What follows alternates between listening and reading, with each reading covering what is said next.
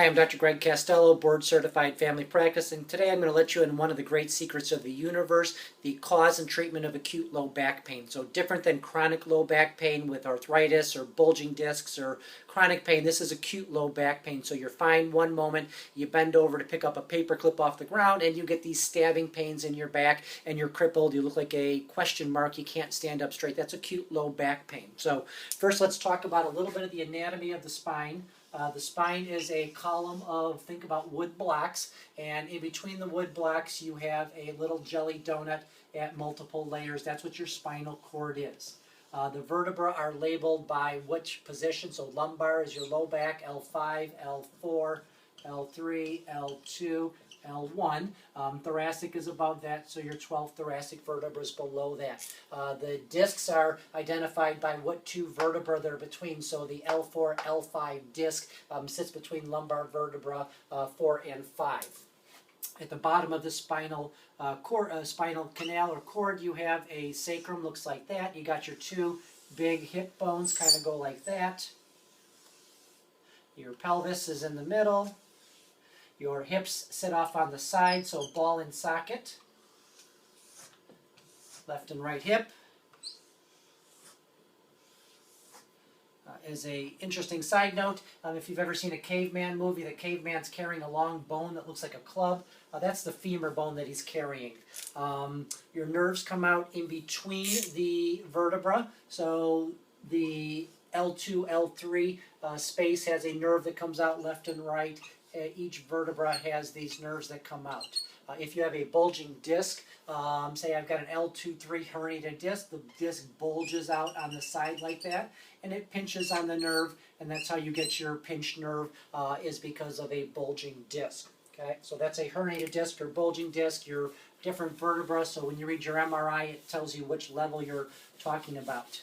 That's not the cause of acute low back pain. So what causes acute low back pain, here write this down, is you've got muscles called the psoas muscle or iliopsoas. It's a big, long, tubular muscle that runs from the upper lumbar spine. It crosses the hip joint and attaches onto the upper femur.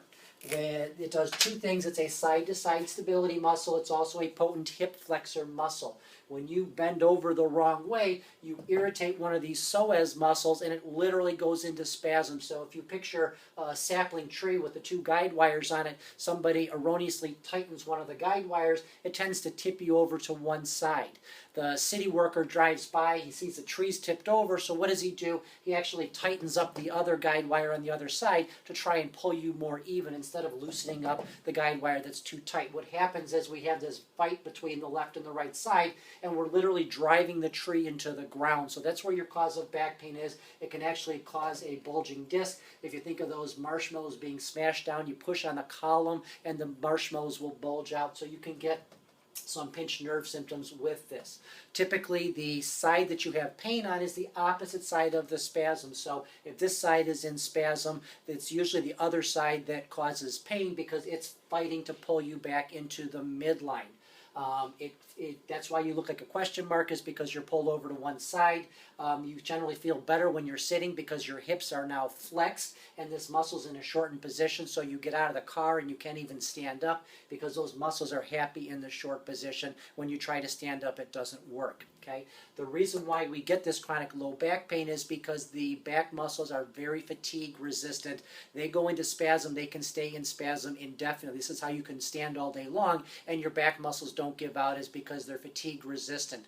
Nobody comes to the doctor with shoulder or arm pain and say, I was reaching for a book and my arm went into spasm and now 3 days later I can't straighten my arm out, because your arm muscle is not fatigue resistant. It relaxes in a few minutes and it can't hold that spasm, whereas your back muscles can stay in spasm literally indefinitely. The longer they're in spasm, the shorter they get, the harder it is to break the spasm. So if you have this acute back pain, you want to get to the doctor fairly quickly.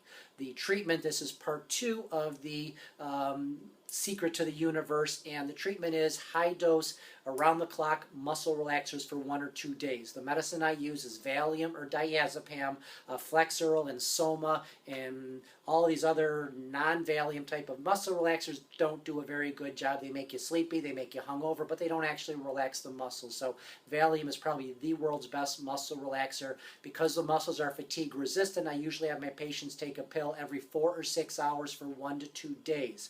I tell them I want them to be a pile of mush for 1 or 2 days, literally laying on the floor, take a pill, take a nap, wake up 4 hours later, go pee, have something to eat, take another pill, and lay back down. It takes a day or two to break the spasm. So if you go home and take a muscle relaxer at bedtime, you get a little bit of relief, but next morning and all day long, your muscles tighten up again, and it doesn't really help. So you need 1 or 2 days to break that spasm. A good anti-inflammatory medicine, ibuprofen or Anaplex, is good.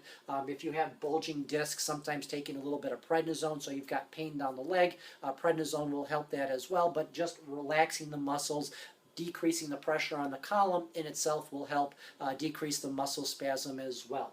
So the psoas muscle, or iliopsoas, it's a long tubular muscle. If you've ever seen a filet mignon on a cow, that's actually the psoas muscle. It's a big long tube, and they cut it into slices, and this is why the fillets are very uniform circles, is because it started as a tube that they cut into slices. The reason why a fillet is a nice piece of meat on a cow is because he walks around, his hips are flexed all day long. He actually doesn't use his psoas muscle, so it's a big muscle, and he doesn't use it, so it's nice and soft and tender. So if cows ever start walking upright, fillet would not be as good of a piece of meat. Okay, so the muscle that goes in spasm, it's usually the opposite side that is the one that's where you have your pain. You got to get on a muscle relaxer. Do not accept Flexeril. It does not work. Ask your doctor for Valium. You want to take multiple doses through 1 to 2 days time period to break that spasm. A good anti-inflammatory is great. If you have pinched nerve symptoms such as pain or numbness or tingling down the legs, that means your disc is involved, and you may want to take a little bit of prednisone as well. If this is a recurrent issue, go see the physical therapist. They'll show you some stretching exercises for the psoas or iliopsoas muscle. Dr. Greg Castello, thanks.